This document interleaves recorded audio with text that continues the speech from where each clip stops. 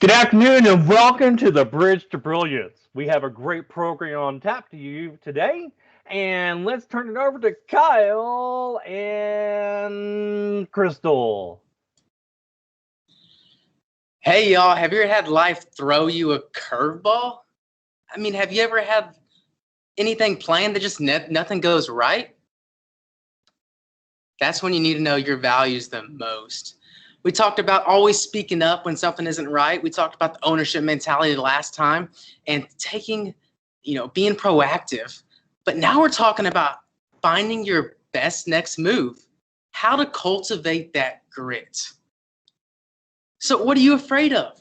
Let's create an action plan to make your next best move. This is all about having that gritty attitude of pushing forward to really create that vision that you embody in your life that you really want to complete and do. Yes, that's what I'm talking about. This is where we're going to have a breakthrough, and we want the best for you, and you can do it. It's in you. Definitely. It's in you. And so we're going to do a little fear setting. This is by Tim Ferriss. And for 1 minute, I want you to write down something that just would be a huge setback.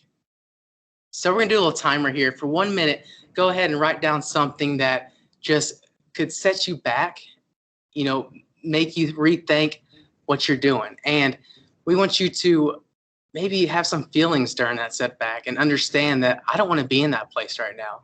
And being proactive on how you can not let that happen. Kyle, it's not just about that one setback. I mean, there's many, many things. And this is a formulaic way I've realized, as we were talking about the other day, for you and I to find out just plan one thing at a time, one major thing that's going to test our grit, that's going to test our ability to do these things. And that's why I like this exercise by Tim Ferriss. Our time's about up. And so think about this. Now that we've talked about what one huge setback is, the second thing to think about is for the next 2 minutes, list the worst things that could happen because of that setback. So let's keep going with that. What do you think about that, Kyle? Yeah, absolutely. Writing down that list of the worst things, Dr. D, this creates accountability of yourself, right? This makes you be proactive because you don't want these things to happen, right? Nobody wants fear to happen in their life. Nobody wants to have pain resonate within themselves. So writing these things down will help you be proactive on not letting these happen. And I think that's kind of a challenge because as we're proactive is really hard because we got to be pro and active. That means we got to be good at it, and it takes an effort. It takes an effort to think about this. I mean, as we're looking at things that can happen, honestly, the proactive step leads us, we still got about 30 more seconds, I'm thinking, if I did my math right, that it helps as we're trying to understand these things that is it really the worst? What's the worst that can happen? I mean, think about it. If you don't get the job, what's the worst that can happen? Or if you get the job, what's the worst that can happen? And it's all about pushing forward, right? It's all about, if you get set back, it's a set up for next. What's next? Finding your next best move. And that's what it's all about, creating opportunities, and the doors are open as long as you keep pushing forward through. And so next thing, this exercise, we're going to take 2 more minutes and list how you can stop these things from happening. List and write down some things that you could do right now from these things ever even happening. See, that's where it's kind of a challenge, Kyle, because I think about these things were happening. So years ago, I was applying for positions. I was working on my PhD. I was finishing it, and I was like, what can I do? I applied for job after job. I didn't get the job. I mean, that was a huge setback. I'm like, the worst I could do is not get the job. Well, how can I stop it from happening? So like, okay, what can I do? I can build up my resume. I can start networking. All the things we've talked about in the Bridge to Brilliance, I can start doing to help help myself to get this job and reaching out and connecting. But I can also say, wow, I really need to check my personality and I'm a woo person, Kyle. I don't know if you knew that. I love it. I mean, you took advantage of the opportunities. You understood what you needed to work on. right? And that was the resume and taking those opportunities to create yourself set up for an ideal position. Okay, actually, I kind of led into the next one. Because it's like, okay, what can I do? It's not about what I can stop it happening, but if I'm not getting the jobs, I'm not getting the positions. The fourth thing that we're going to think about now is what can I do to repair if something does happen? Yeah, that's great. You're writing this down, right? You're being proactive and writing this down because this exercise is important. And so, like Dr. D says, if that worst thing does happen, how can you repair it? How can you be that mechanic to patch it up and take ownership of your mistake or even a failure? You're using that grit to keep pushing forward. See, I think the problem is when we approach failure as bad. Failure is that resiliency. Failure is you've got to have that grit. As Crystal and everybody has talked about so much, that we have this opportunity that we've got to keep pushing.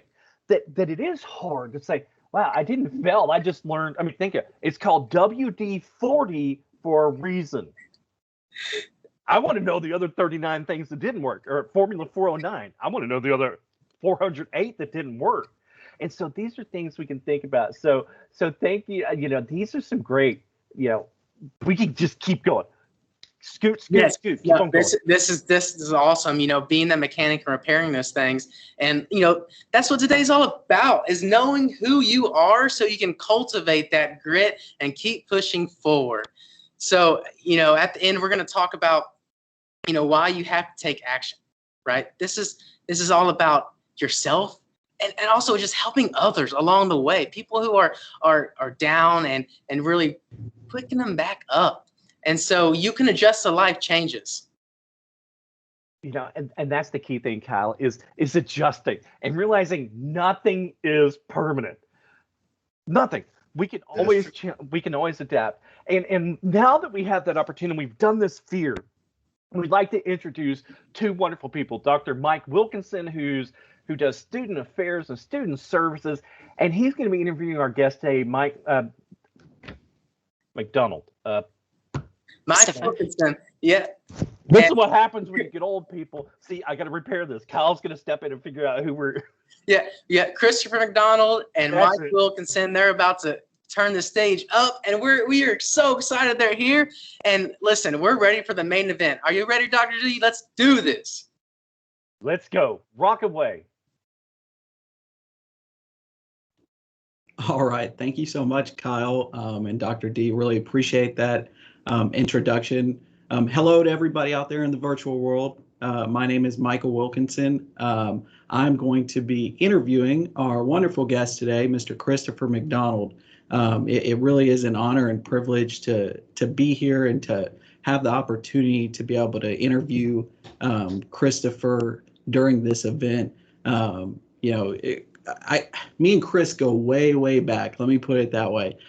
Christopher was a former Student Government Association president last year. So what that means is he represented the entire student body. And Chris is now currently an adult mental health case manager at Gulf Bend Center here locally in Victoria. He's an amazing young man. I know that you guys are going to get so much out of today's interview. He's inspirational. He's just one of a kind. He truly is. So I want to lay the framework before we jump into the interview with Mr. Mcdonald. A few things I want to point out. Chris and I had a conversation before today's event, and we talked about a number of things. And so one of the things that Chris talked about ahead of today's event, he preached on this pro mentality, having a pro mentality.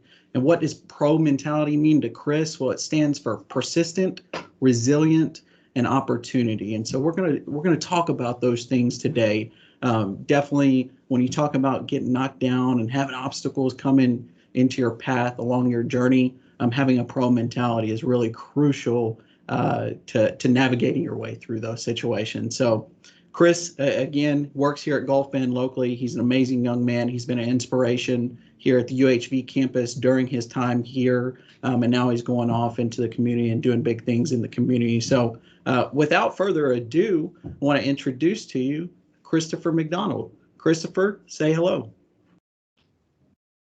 Way to go. Take the initiative. Hey everyone, how's it going? Hey, it's okay. Oh, hear extra noise. How's it going, Mike? You I'm pretty doing good? I'm doing really well. I'm doing really well. It's always good to see you, Chris. Yes, sir. All Definitely. right. So we've got a lot to cover today. You know, the community members that are out there, the students that are here listening to the event.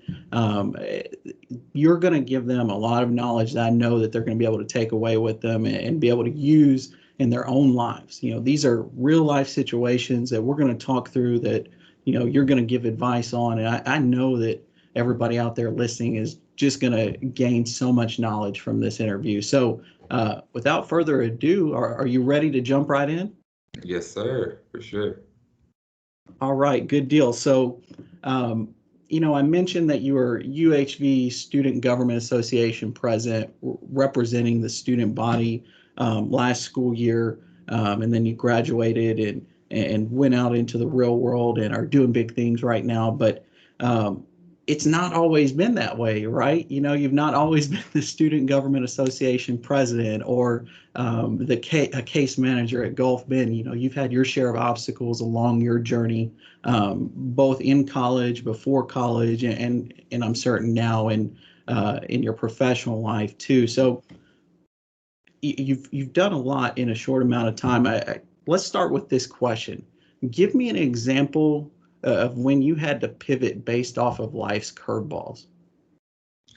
So I'll start my last year of high school when I initially was planning on coming to UHV to play soccer. So my senior year, I did play soccer. I played football. I ran track. So I was an athlete. And I initially came intending to play soccer and thinking that, you know, with my athletic ability, I would be able to get in. You know, I thought I was pretty fit. So, you know, I came in and, you know, my mom drove me to Victoria.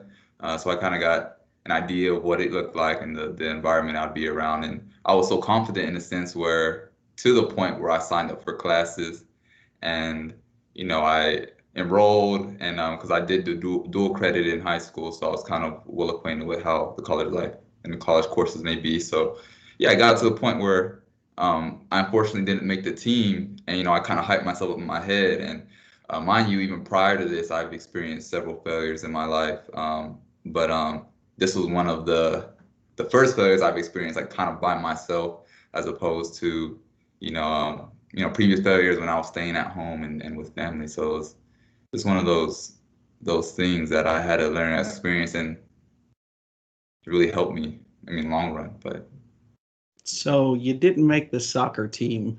Um, Guess what? You're not the only person that's gone through that. I was a collegiate athlete myself, and I ended up going to 10 different colleges before I ended up at my final college. I ended up getting my bachelor's degree from, and I too was chasing that sports dream in a sense, and so I definitely understand and relate to how uh, disappointing that can be to feel like, hey, I'm going to play collegiate athletics, and then kind of the rug be taken out from underneath your feet. And yeah. so that happened to you. So that's early on in your collegiate career. Then we talked the other day. Then you get this position working on campus here at UHV within residence life, overseeing or working within an area called the Snack Shack, which for those that don't know what the Snack Shack is, this is a place within our residence halls that sell snacks, you know, chips and Cokes and waters and things like that, popcorn, and it's student run. And so, Chris, you were working in that position. What happened in that position? So I think that was my first year while at UHV, and you know, I really got well acquainted with the university or how residence life works in that sense because I worked for residence life. And actually, that second semester, while I was working at the Snack Shack, I tried out for the soccer team, a second time, and and then failed again. But it was just one of those experiences, like I said, I really had to go through. But while I was working at the Snack Shack, I actually, I think my second year, because I came in with college credit, I believe I was a junior, and I ended up being around individuals and getting, you know, entangled with individuals, causing me to lose my Snack Shack position. and that resulted in me again another feeling of failure that I've experienced previously before, and it kind of weighed heavily on me, and it showed me how important it is to have, you know, being around people who are going to support you and build you up. Because I wasn't necessarily doing anything wrong in that situation, but it was because I was around people who, and I had a goal and a vision in mind. I wanted to graduate, of course, like many other people. But you know, sometimes when you're in college, people get caught up with different instances and scenarios. So it was pretty tough for me, you know, trying to adjust to that and not having that position again and losing that position. Wow, that's incredible. So all this is your first year here at UHV. You know, you're not able to make the soccer team. That happens twice. Then you get this position working in the snack shack, and because of people you were hanging around with, that position was taken away from you. You know, that could be pretty difficult to go through as a first year student in college. Let's fast forward a little bit. Let's take it to like your second year of college here at UHV. You stepped into a position, it's called an RA position, a resident assistant position. That position, again, for those that don't know, it's a student leader position, and this student leader position helps the students that are living within residence life or within campus housing here at UHV. And RAs have a tremendous amount of responsibilities. So what I find interesting about this story is you were working within residence life, within the snack shack, and you had a job taken away from you, but then you turn around the very next year and you step into something that was even greater, you know, an RA position, a student leader position. How did you turn that quote unquote failure of not being successful within that snack shack position into becoming an RA within the very same department? I didn't let it get to me. I understood the dynamics of the situation resulting in me losing my position, and I was really upset about it. But I was like, I can't be upset if I was around something, if I was in an environment that caused that to happen, essentially. So, you know, one thing I did was, you know, I got another job and I worked, and I started getting my life together in a sense, like more attention to my finances, my spiritual walk. A lot of different things happened within that period of me being out of residence life. But then, you know, when I went in, I was able to go on with a pure mindset because, you know, like I said, I understood why I was in that position and I was put in that position. But then when I became an RA, I was like, okay, I'm going to have to facilitate and create the same rules that, you know, that got me in trouble. So it was like, and they make perfectly good sense at the end of the day. So, you know, I think college is an environment like you where you want people to grow, and you know, iron sharpens iron. So I think, you know, being around other people to sharpen me essentially helped me while in residence life because I was with other student leaders and we were able to kind of lean on each other and help each other grow. And that's fantastic. A couple things that you pointed out there that I'm sure we're going to talk about this afternoon, but things that stand out to me. You talked about having the right mentality. You know, we talked at the very beginning. You're going to talk about it a little bit later about this pro mentality, but having a mindset that can take you forward and not pull you backward in these types of situations is really important. And then you talked about how iron sharpens iron. That is so, I love that saying. You know, and you are who you surround yourself with, you know, and you are what you put into yourself. You know, I know you personally really, really well, and I know you'll outwork anybody. And you know, if you don't know something, you'll do the research and you'll go find it out. You know, that's how you became SGA president, which is really awesome. Iron sharpens iron. I'm going to remember that. But let's fast forward a little bit more. This isn't the only time you had some letdowns during your collegiate career here at UHV. Fast forward a few years, you're still working in residence life. This is before your Student Government Association president, mind you. So this is in between getting your RA position for the very first time and before you become Student Government Association president. You ran for a prominent, high-profile position, and not really position, award. You ran to become Homecoming King here at UHV. And why don't you tell us a little bit about that? Okay, so as you mentioned, I ran for homecoming king, but unfortunately, didn't get that position as well. We kind of backtrack. I think joining or being a part of the organization or the like kind of facilitation of it was really interesting. It was a new experience to UHB, so me being able to be a part of that was really awesome. I made it to the top three finalists because there was only three of us, only three guys that applied, and I think, yeah, that was only, I think it was, yeah, me and two other people. So I think that was a really good opportunity, like I said, just for me to put myself out there. And like I said, even when I didn't win, it was really, I had to make sure that even though I didn't become homecoming king, I've said this before, I walked off and said I'm still a king to kind of keep my confidence up. Because I realized that a lot of times the people don't win things like that. It can really hurt them, and I can understand that based off of me being in that position and even me being through a lot of different failures in my life. And I'm able to realize that, and like there's more to life than that. You get the crown, and then I mean there's more. Your life continues. You can't just keep dwelling on that loss. So that was a heavy, I would say, not a heavy L, it was a moderate L that I took. But yeah, it was definitely a lesson. Um, each one of these moments when I feel like I've failed, I sat and reflected.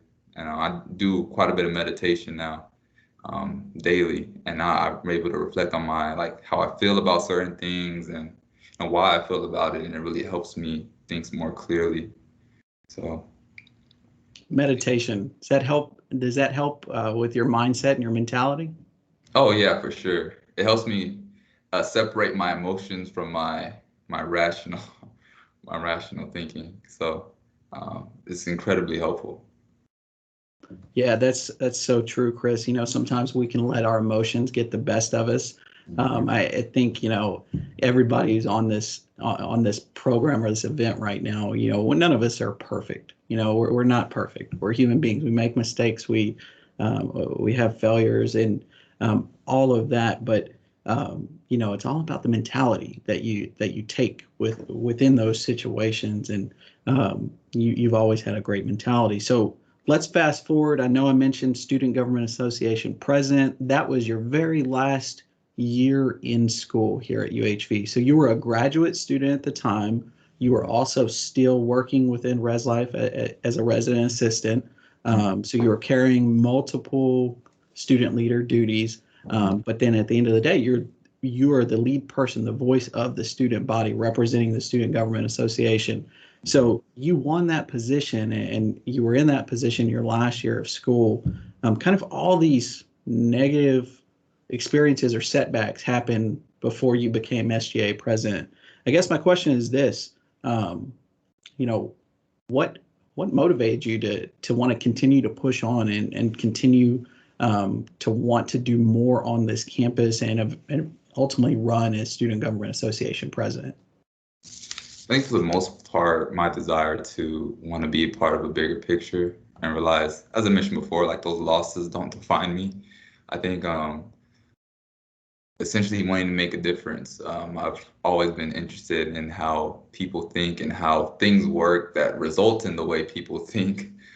So learning more about the policies and procedures and while in student government really helped me understand the students better. And being a student, I think put me in that position to where I was able to work with them. A lot of people came to me for a lot of different things, and I'm grateful that I was approachable enough for them to come to me with different instances. So really just wanting to make that difference and seeing how my personality and what I valued and the relationship I valued at the university really helped me to want to make that difference. Yeah, no doubt, no doubt. So could you count on the number of fingers and toes that you have on your body? So that's 20 for those out there who don't know how many that is. 20 fingers and toes. Did you get told no while you were SGA president more or less than 20 times? I probably need more fingers than that, or more. I need an extra set of fingers or something. I don't know. I got told no several times. And I was going to mention in a little bit, I think with that, I learned to not necessarily look at it as like a downfall. I learned to look at it more as an opportunity. Um, and I think as a part of growing, you have to learn how to maneuver through the through the nose and work towards something that'll work for the overall good of whatever your essential goal is, whatever the objective is. So yeah, we got told no like a lot of times, and I remember at late nights in the office just figuring out, okay, well, you're told no this, so how are we gonna work this out? And it was a lot of work, but it was definitely rewarding being able to be a part of something bigger than myself. And I think that helped out our whole team too, realizing there were several times I had to realize like or share with them like, hey guys, like remember this isn't about us, this is about the students. And at times they had to remind me too. So we, iron sharpens iron. We had to keep each other accountable in certain instances, and I had a really awesome team to help me do that. Yeah, absolutely. So I'll share with the audience. I serve as the Student Government Association advisor, and so Chris and I would have many closed door conversations where we would just be honest and be truthful with each other. If you're being told no for this, like you said, what's a different alternative, or what's a different route we can take to still accomplish that goal or a similar goal? And you did a wonderful job with that in your role as SGA president. Like you said, you worked with your team, you had an amazing team around you. And at the end of the day, it was bigger than yourself. I've seen so many times student leaders get in these roles, and it's all about me. It's all about them. They don't care about the bigger picture sometimes. And I get it. That's natural as a human being. It takes somebody that's really special to think beyond themselves and think about things bigger picture. So you definitely did that.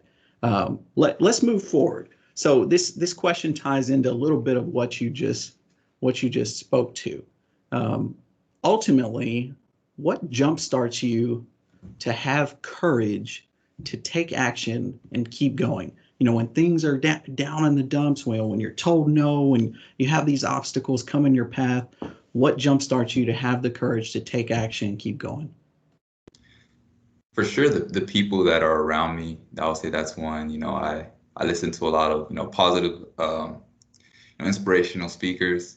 And sometimes I drive myself, get myself a little frustrated listening to them, only because sometimes I'd rather like watch a movie or do something else that's more, I guess, I won't say normal, but socially acceptable. But in this field, I know I have to, especially in the mental health field, I have to make sure that my cup is full so that I can pour into other people. So with that, I have to ensure that, I have enough resources in my toolbox to be able to share with the clients I work with. So that's a real big motivating factor. And then just like I said, constantly listening to people, motivational speakers, and also I developed a routine to to really help me out. As many people know, I wake up like incredibly early, like at 4 o'clock in the morning. First thing I do is read, open the good book, read for about 30 minutes, and then go to the gym, and then yeah. So my routine's pretty set, and I think that's been keeping me motivated throughout these past years, because I honestly can't imagine myself without a routine anymore. And it's incredible how much it's helped me. So yeah, Yeah, a routine is really critical, and I'll tell you, Chris, I'm certainly jealous of your routine. Every now and then I have students and now adults, add me on social media. I'll make relationships with students on campus, or adults out in the community. And so Chris and I are friends on social media, and I'm able to watch Chris's. I don't want to sound creepy like I'm stalking on Chris, because that's not what I'm doing. But when I'm on social media, I'll pull up like say Snapchat. It's a app where you've got stories and stuff, and you see what people are doing. I'm telling you, when I open up Snapchat almost on a daily basis, I'll see Chris post a snap at 5 o'clock in the morning. Like he said, he's at the gym, he's being active, and that's part of his routine. And I'm super jealous of that. But, that's really something that can help people. You know, for me, I'm not a morning person, but you know, if maybe you can become a morning person, or you know, and your routine doesn't have to be in the morning. That's just what you're talking about, Chris. That's your routine. You get up and you get your day going early on, and I think that's really critical, is having a routine and you know, having a mindset. That's really what it is, having a mentality. So speaking of mentality, let's move forward a little bit. I alluded to this at the very beginning, how you love living by this pro mentality. And pro mentality, as I mentioned at the very beginning, is an acronym. It stands for persistent, resilient, and opportunity. That's what it stands for. So, Chris, why don't you walk everybody on this program through how you would make it as easy as 1, 2, 3, how this pro mentality has really helped you in your journey. Okay. So with the P in pro, the persistence, I would say I've really paid attention to how, as it's shown, like how to make my my next move my best move. So a lot of times, especially when I failed, I had to be persistent in the sense where I kept on waking up and kept on moving forward. But also with persistence, it takes a sense of discernment to determine whether you should continue to, you know, persist through something. For example, when I didn't make soccer team, I could have been persistent and kept trying till I think second to last year of the graduate semester. But you know, I used discernment and realized when I failed the second time, like, hey man, this university is growing. I can be a part of something bigger than grow in the process as well, as opposed to chasing something that may be considered more realistic. So having discernment is really critical, and you really get discernment through putting yourself out there, through like, and I spoke of this before, like you got to kind of be impulsive whenever you actively put yourself out there in those situations. Like my first year, I was a student government representative. They weren't senators back then. We call them student representatives, and I didn't know what I was getting into. It was more an impulsive move, but in me doing that, I was able to learn different avenues and also grow, and to the next point, become more resilient. Because you know, that wasn't the only organization that I, you know, went out for. You know, I think over time I realized that you know, things happen in different organizations. Things happen while I was trying to get in organizations, and I failed several times in those. So that kind of built resilience and helped me develop thick skin. And another thing with resilience, I think, you know, from the previous week when, you know, we had the freeze and seeing how the condition is with everything right now, it shows me how resilient really all of us are. We're a lot more resilient than we think, and we don't give ourselves as much credit as we ought to, you know, because, you know, we're still here. You know, we take it day by day. We get up, we go to work, we take care of business, and you know, sometimes we just got to give ourselves a pat on the back and congratulate ourselves. Because I mean, I'm surprised how, even though, you know, our mental health, you know, might need some work, of course, we're still managing that. So I think I'm proud of everyone. And then when it comes to opportunity, I mentioned this before too with Mike previously. One thing when I was in track, my coach had told me to always run with my head up, or run and not look back, because you know, the hurdles are in front of me and they're not not to the left or right of me, like I need to focus on. And you know, sometimes I get caught up in the people next to me, and then I might swing and hit them or something, and then he just like keep running basically. But he was telling me how when you're going through those hurdles, like there's a lot of there is hope in your hurdles. So a lot of times when you're going through things, you have to realize that down the other side of that hurdle, then there's, you know, there's resilience, there's persistence, there's, you know, there's opportunity. And you know, if you don't if you keep looking back, you know, at things that happen and all those failures, then you might get caught up in those losses. So You're all about not taking losses. And I don't blame you. I don't like losses either. Goodness. I will tell everybody, just tore my ACL, so I'm recovering from this torn ACL. But I promise you, I'll be back on the basketball court soon. Chris and I used to play pickup basketball together in the mornings. Those 5:30 mornings that he's talking about. Occasionally, I would be able to roll out of bed and make it to the gym and play basketball, and I'd play with Chris. And I got to say, for an old guy like me, I was running circles around Chris. I'm just kidding. Chris is an amazing basketball player. But hey, Chris, one thing you just mentioned that I think is really essential to bring up to everybody, and I'm going to give a shameless plug, but mental health. Mental health is critical, when you're navigating challenges, obstacles that come in your way, and really just life in general. Like you said, you've got to be good up here. You've got to have a solid mindset and a solid mental health. So shameless plug, within the resources document that was sent out ahead of this meeting. There's information in there about the UHV Counseling Center. Services are absolutely free for UHV students. There are a lot of community resources out there as well. But going back to this thing called mental health, I want to transition a little bit away from that, but really speaking to this pro mentality. When I hear you speak about this pro mentality, when you talk about persistence, resilience, opportunity, to me, it's almost like these are kind of core values that you live by. So, I think it's important for people to figure out what they value in life and what they believe in. And I think this pro mentality is something that you value. My question is this: how can an everyday person apply this pro mentality to their life?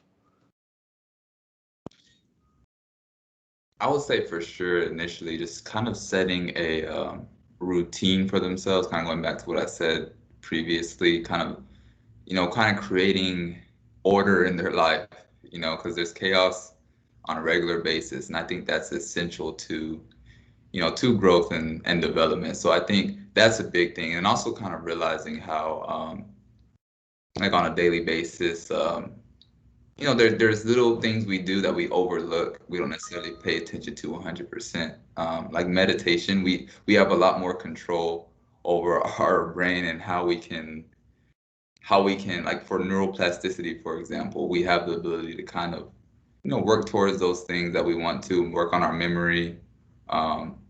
So I would say that a lot of times I got to have a heart for it as well.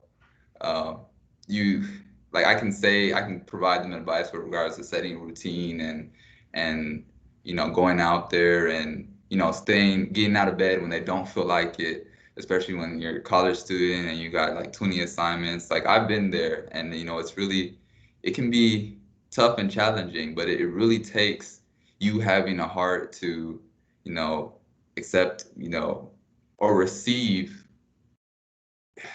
and making a decision to want to grow and get out of those situations. I would say for the most part, it just takes those action steps.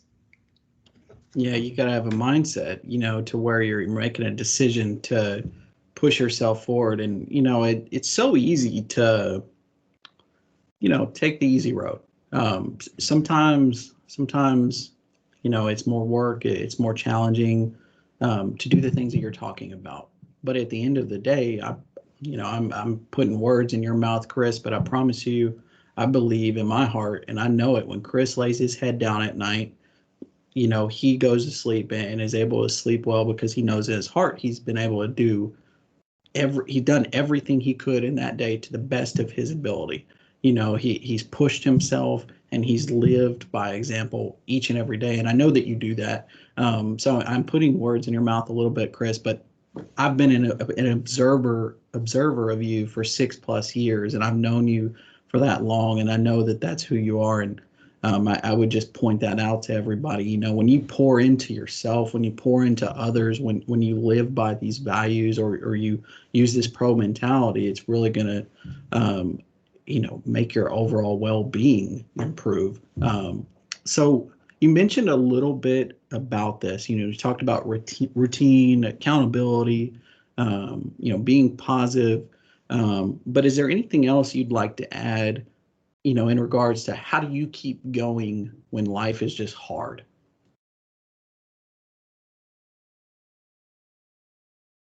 I would say developing a grit mindset, like having grit. And I think essentially that's just having that passion and perseverance, like kind of being able to absorb like the no being around positive people. I think that's key in just absorbing positive energy. I think essentially,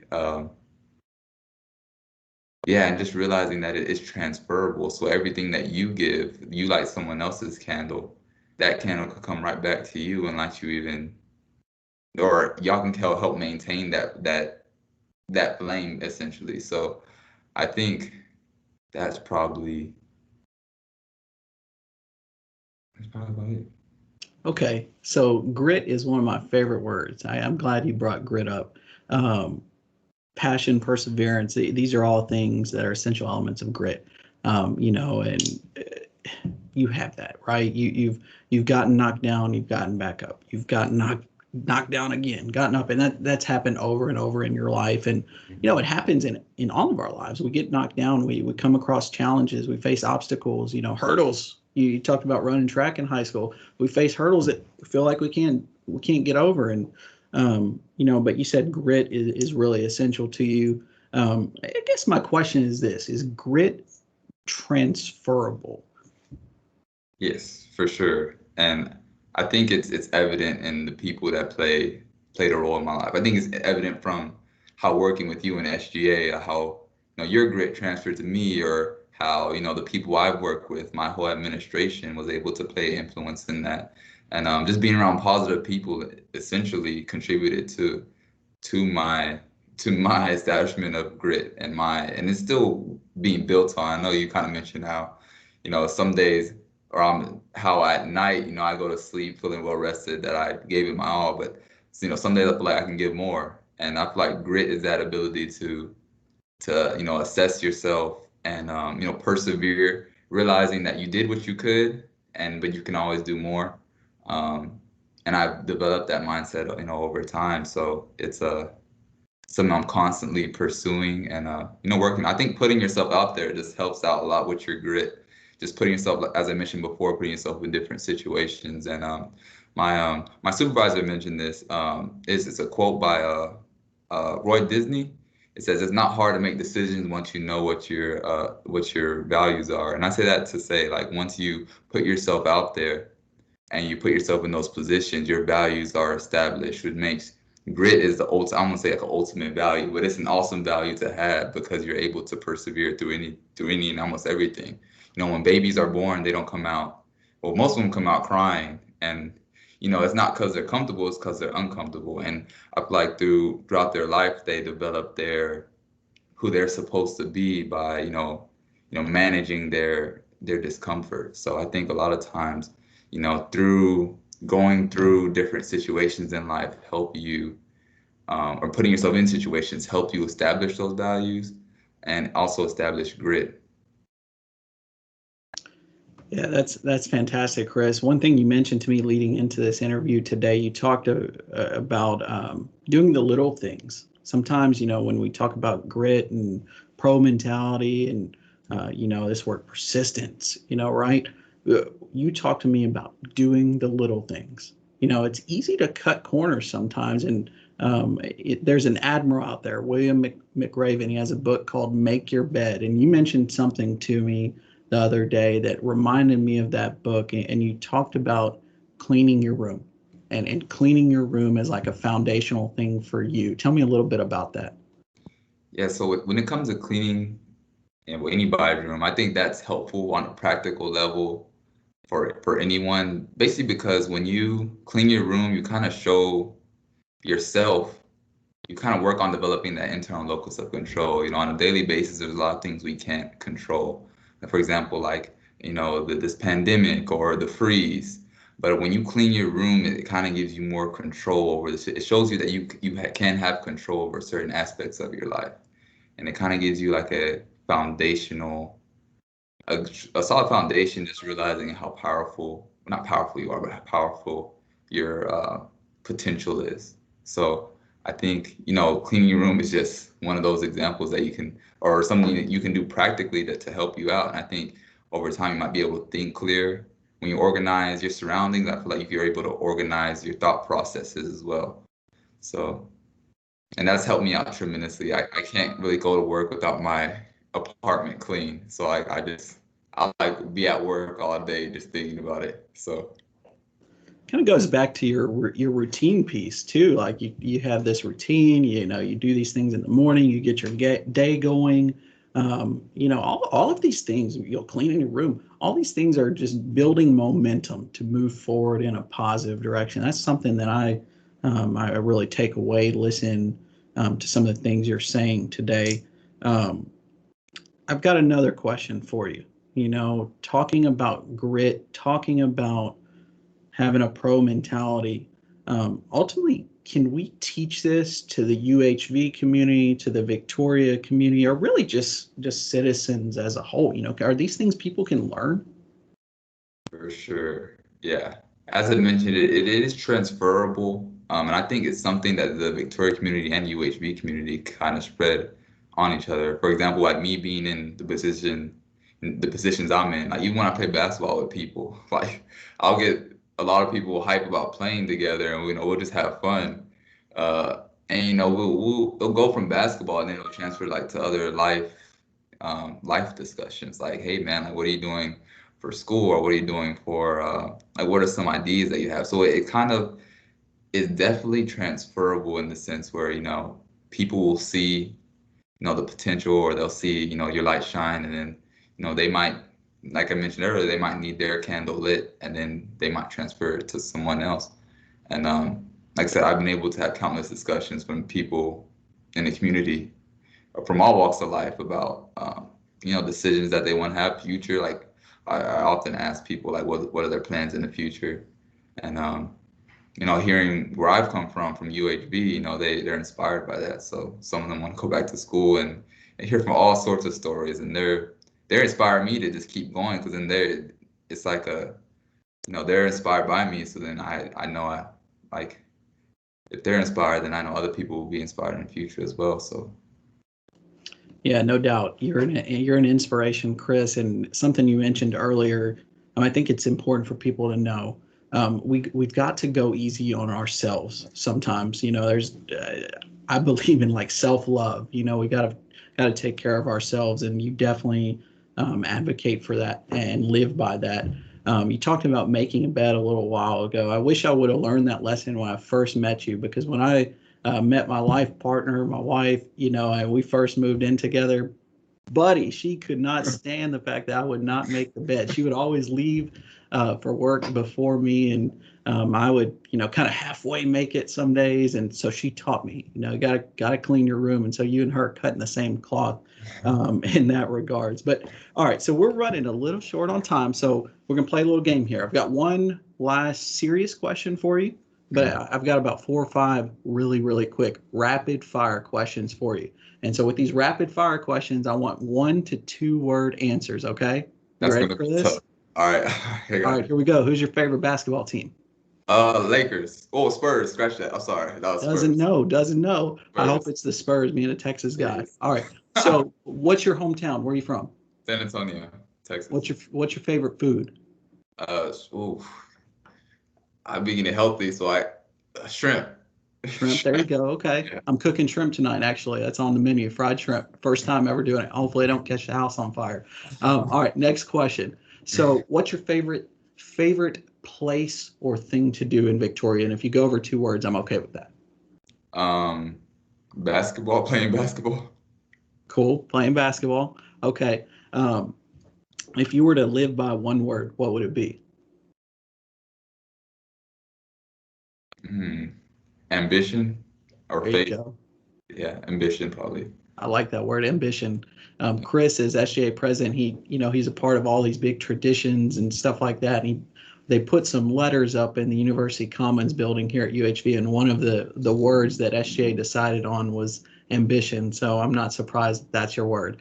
All right, we're gonna wrap it up. This is your last question of the day, Chris. Before we let you off the hot seat, we've talked about a lot. We've talked about facing obstacles and how to overcome them, and the mentality that you have to be able to do so successfully. We've talked about values, found out your favorite food, shrimp. We talked about a lot of things today, but I'm going to hit you with my last question. What would you say to somebody who is just paralyzed by fear or rejection? I would say in this case, kind of alluding to what I said before, get up and clean your room, and that might be the hardest part for some people. But as I mentioned before, it really helps you organize your thinking and help you realize that you have more control over the situation than you may think. A lot of times, especially being in college, as I mentioned before, I've been there to where, I've had those failures and I stayed in bed for a good day or two, but you're still gonna have those assignments due whenever you get back out of that slump or get back out of that mindset. So it's really important. And on a very fundamental, practical level, just clean your room. And sometimes people may not be able to do something after that, but I think just giving your time after that, giving your time to absorb the cleanliness and just process what's going on, I think that would be one of the main things I would share with them. And also, spend time realizing that change is inevitable. Change is something that's going to happen. We don't stay in the same size shoe for our whole life. Well, I mean, when you're young, you don't, but maybe when you're like 20 and 80, you do. 20 to 80. But essentially, you want to realize that change is part of our life. So you can either change for the worse or change for the better. Some people say you can stay the same, but unfortunately, that's not a luxury. You have to take action if you want to see results. That's wonderful. Go ahead, Chris. Yeah, and then lastly, I think also your purpose is in the process. I think that was really on my heart that I wanted to share previously. So like when you're in the process and when you're going through things and when you're failing and you're succeeding too, you're becoming who you ought to become, and your values can be extracted and learned through those scenarios. So I talked to my supervisor about this too. You do yourself a disservice whenever you're not extracting every lesson from your life experiences. You do life a disservice. I had a client pass away recently, and it was I was trying to learn how to deal with it, and then I was like, man, like if I don't extract every lesson from this experience, I'd be doing him a disservice by me not processing it. So I was like, you kind of learn through, like I said, your experience. So just embrace every moment, embrace every obstacle, and just learn what you can from it. Man, that's wonderful. I got chills that last piece that you said, talking about purposes in your process. Chris, you have been amazing today. I could talk to you all day. I could interview you all day. And I know that everybody out there watching this has gotten a lot from this. My big takeaways: pro mentality, grit, clean your room, purpose is in the process. Man, so many different things. You've touched my heart today. Like I said at the beginning, it's an honor and privilege to be a part of this program and be able to interview you. So Chris, thank you very much for being here, for pouring into other people, for pouring into UHV, the Victoria community. You're a really outstanding individual. So giving you a virtual round of applause. Thank you so much for being here today. Thank y'all. I really appreciate it. This is an awesome event. And yeah, definitely, I think people are getting a lot out of the rest of them too. I'm really excited. All right, awesome. I'm going to turn it over to Kyle and Crystal. Y'all take it away. Wow, that was such a great interview. Thank you, Chris. Thank you, Dr. Wilkinson. Just pouring so much into us. This was an amazing to hear your words, Chris, and just how you were persistent along the way of these no's, right? You turn these no's into opportunities, and you created this life for yourself that you're proud of, that your family's proud of, and you touch a lot of people along the way to help, along this journey. Your support was outrageous, right? And what I love so much is your courage. It came from the support, your support system, who you're around, and that's so important. And being around the right people to help motivate you along the way is so important. So thank you, Chris. Thank you, Dr. Wilkinson. This is amazing. Yeah, and you can't keep me away. I wanted to just chime in and say, Christopher McDonald, you have blown me away. Thank you so much. Your story of persistence, resilience, and seeing opportunities, I hope has touched everyone like it has for me. Some of my takeaways was that we are always changing, right? If we think we're not, we are fooling ourselves. So we are always changing. So therefore, we need to be comfortable with being uncomfortable through the change and have the daily habits that are going to help you be successful, that are going to put you in a peak state. You talked about cleaning your room, you talked about meditation and your time at the gym, and focusing on what you can control, which are those daily habits. So again, thank you so much for sharing your story of persistence, resilience, and opportunity. If you're out there and you're watching this and you're as blown away as I am, I want you to go to Handshake. That's right. As a UHB student, you're eligible to use Handshake to get a mentor. We talked about this before. Just go to career services, experiences, apply for a mentor, and fill out the required form. You can talk to Christopher McDonald, myself, Kyle, Dr. D, all the people you see on this broadcast want to pour into you to help you have your breakthrough. So I see Rosie's dropped the link in there. Thank you again, Christopher. I want you to comment in the chat, who's willing to take action? Who had a breakthrough? Who's going to commit to have grit in those daily actions? Who's ready for that? And Kyle, let's kick us off. I know Dr. D and you helped set us up with the beginning part of Fear Setting by Tim Ferriss. You wrote down what you're afraid of, all the things that could go wrong, and what you do to repair it. But let's really go through and close this loop so people know why they need to take action. What's the last part, Kyle? Yeah, Crystal, absolutely. This is so important. And go back to that list that you wrote down earlier, because we want you to imagine 6 months from now, what are the costs of those setbacks? What are the costs that you did not take action right away? And Kyle, by default, most people are sitting there watching this and won't take action if you're not provoked. That's why we're provoking you. We want you to take action. Sitting around and deciding to not do something because you're afraid, because you don't know what will happen, because you're paralyzed by fear or overwhelmed or anxious, that is a choice. And what we're doing today is we're helping you realize that inaction is a choice, but so is action through those daily habits. So Kyle, people are ready. They're like, okay, I realize what I'm afraid of. Now I need to understand inaction is a choice. What's the process? Right. And guess what? You are in control of your life. That's right. All it takes is a decision that you are going to improve and that you are going to attack full throttle to what you want to be, right? And so imagine now 1 year from now, what are the costs of those inactions? This is like a snowball effect, and you do not want this to happen. So create action and be proactive. And look, I'm going to go ahead and set a timer because it's that important. I know we're about at time, but this is what you've been waiting on for this whole time. So I'm going to set a timer for 60 seconds, and I want you to start right now. Get your pen and paper and imagine life 6 months. What does life look like if you don't take action? Write that down. What are the things that are going to change? The opportunities you won't have, the way your family won't be helped or uplifted or supported. What are the little ripple effects in your life within 6 months if you don't take action? Write that down. Take that action because it's fulfilling for yourself, right? Yes. This is what it's all about. Creating fulfillment within yourself and other people. You're helping other people along the way. This is about gratitude, and you've got to create that action to be that person. Absolutely. We got about 20 seconds left. Hopefully you took the time to write down what would happen in 6 months if you don't take action. Now, go ahead and do 1 year. Like Kyle said, in 1 year, how is your life going to change? Maybe you're thinking about dropping out of school. Maybe you're thinking about, some career, switching jobs. In 1 year, what is that going to look like?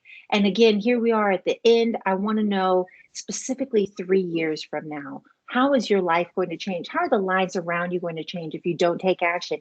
If you can't focus on what you control, if you don't have the daily habits to be successful, like what we heard about with Christopher, if you don't take action, how is your life going to change? That's so good. Chris's choices were so clear and defined within himself. He created his own destiny. Having a set schedule, and really understanding, that becomes natural. The grit, it just becomes natural because he's so, motivated to move his life in the right direction. Absolutely. And so I hope today you feel inspired to be intentional every single day. I hope that you take action and know that you are intentionally making the next best move so that you too can lay your head down at night knowing you did your very best and that your best is good enough. That's how you build grit. That's how you transform communities. That's how you change your life. And speaking of shameless plugs, I just want to say for grit and gratitude, that's what this is about. Look, this is my story of the 10 biohacks I use to put myself in a peak state every single day. This is where I'm talking about the same thing that Christopher's talking about, how to be able to use meditation, walking, exercise, relationships, how to be creative, be in nature. All of these things will put you in a peak state. These are things you can control. So again, that's grit and gratitude, and that's the Foster Youth Playbook for Adulting. And it's for anybody who's looking to break through their life and be able to transform your day. So again, it is possible to be able to do this. I know the last workshop we did was all about ownership mentality, speaking up when things aren't going right. This one is all about how to know your values and build your daily grit through daily habits and cleaning your room. You gotta love that. Kyle, what's coming next? Where are we going with this? What's the next workshop? Yeah, absolutely. So next we're going to be talking about how you can take control of your money, right? By creating budgets and investing for a wealthy future. We're going to be having Michelle Rohde, best of the best financial advisor here in Victoria, and she is going to talk to you about how you can take control of that money and create that wealthy future that you envision. That's right. Mark your calendar, April 13th, 4 to 5 p.m. And you're going to learn how financial literacy, understanding budgeting, credit management, and the time value of money leads to future success. You are not going to want to miss this. Whether you're a business entrepreneur, marketer, or student, this is for you. So make sure to join us. Also, we ask that you fill out your survey. It means the world to us to give us the feedback of what we can do to continue to improve this program and really deliver transformational workshops for you. So I know Rosie just dropped the link in the chat. Please take the time to fill out that survey. That would mean so much to us. And Kyle, what is this resource file that people get? Absolutely. So these are the resources that you need to keep you moving, right? These are the ones that we're going to give you that motivation along the way where you can find people to help you and different resources that UHV offers. So it's very important. Click on the link. Absolutely. You'll see, of course, my book linked in there, but you're also going to see a lot of other information on videos about clean your room and books on clean your room and other resources within the UHV community you're not going to miss. So if you like this workshop, get your resource file, fill out your survey, mark your calendar for the next one, and make sure if you need a breakthrough in your life, reach out to UHV Career Services to see what's available. I know they have upcoming events to fine tune and prepare you for the new age that we live in. So make sure you get what you need to achieve who you need to become. And I just want to say thank you so much to everybody who's working to make this possible. This has been a collaboration from so many departments, whether it's the School of Business or the School of Communication, the School of Education, Career Services, as well as Student Life. This has just been a big production and continues to get bigger. So thank you, Kyle. You are tremendous in carrying the show forward. Thank you so much, Dr. D, for being able to jump in and share the good news this morning and walk us through that Tim Ferriss fear setting. Thank you, Christopher Mcdonald. And thank you so much to Dr. Michael Wilkinson, who did a fantastic interview. And thank you, Rosie, for your leadership. What do you want to say as we're wrapping up, Kyle? Who's ready for their breakthrough? This is time for you to take action. Let's do this. And with that, we'll see you in the next workshop. Cheers, y'all.